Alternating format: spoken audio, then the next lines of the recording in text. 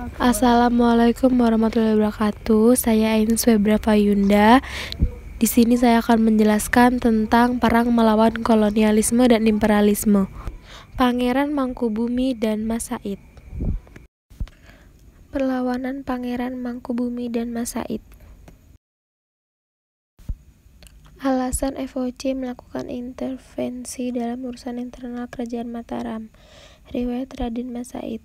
Satu putra dari Raden Mas Ria, Adipati Arya Mangkunegara dengan Raden Ayu Wulan putri dari Adipati Blitar. Usianya 14 tahun, diangkat menjadi gande keraton, pegawai rendah di istana. Mengajukan kenalkan pangkat, dihina dan dikaitkan dengan pemberontakan orang Tionghoa, sakit hati dan perlawanan. Diikuti R. Sutawijaya dan Sutadiwangsa. Pergi Nglaroh, Mas Said diberi gelar Pangeran Adipati Anom Hamengkunegara Senopati Sudibianing Perang. Pakubuwana II merasa terancam sayembara, lalu hadiah tanah di Sukowati. Mangkubumi dan pengikutnya berhasil memadamkan. Melanggar sabda Pandita Ratu Dana Karna Wala-wali, perkataan saja tidak boleh ingkar. Jenderal Van Imhoff menghina dan menuduh Pangeran Mangkubumi terlalu ambisius mencari kekuasaan. Mangkubumi kecewa dan keluar dari istana. Sukowati, Pangeran Mangkubumi menemui Mas Said. Hubungan diperkuat dengan pernikahan. Wilayah perjuangan Mas Said, Timur Surakarta, Madiun, Ponorogo dengan pusat Sukowati. Mangkubumi, Barat Surakarta, hutan beringin, desa Pencetokan dekat Blitar.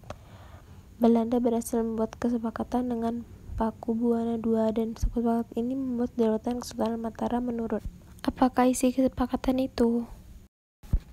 Persengketaan antara Pangeran Mangkubumi dan Belanda diselesaikan dengan Perjanjian Giyanti. Persengketaan FOC dengan Mas Said diselesaikan dengan Perjanjian Salatiga. Mataram, Surakarta, PB3 Kesultanan Ngayogyakarta, Habis Kesultanan. P. Salatiga, Mangkunegara, Praja, dan Surakarta. Surakarta dibagi menjadi dua, yaitu Pakualam, Kadipaten, dan Surakarta. Perjanjian Giyanti Pasal 1.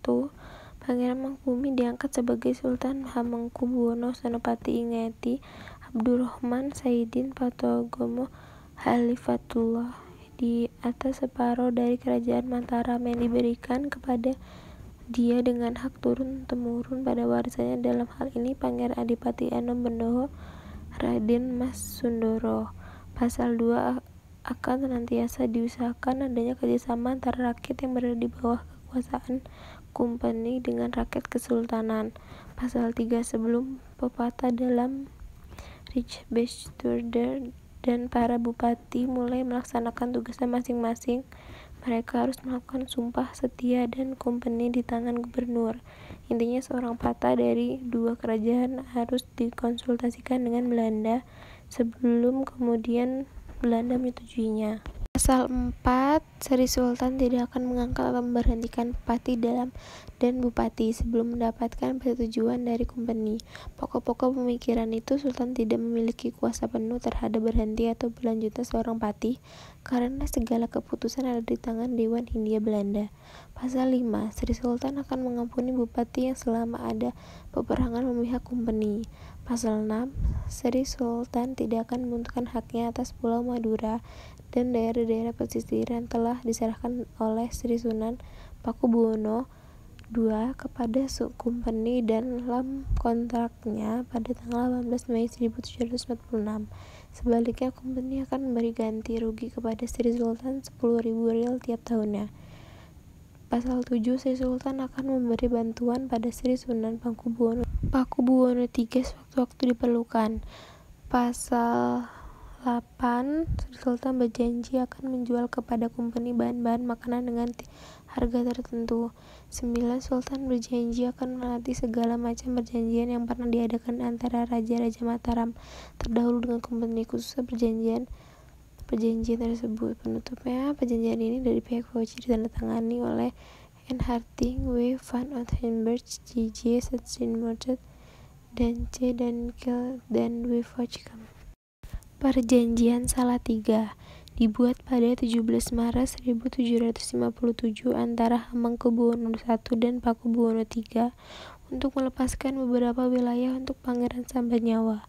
Ngawendai, wilayah Yogyakarta, dan sebagian Surakarta menjadi kekuasaan Pangeran Sumbernyawa. Sekian yang dapat disampaikan. Saya akhiri. Wassalamualaikum warahmatullahi wabarakatuh.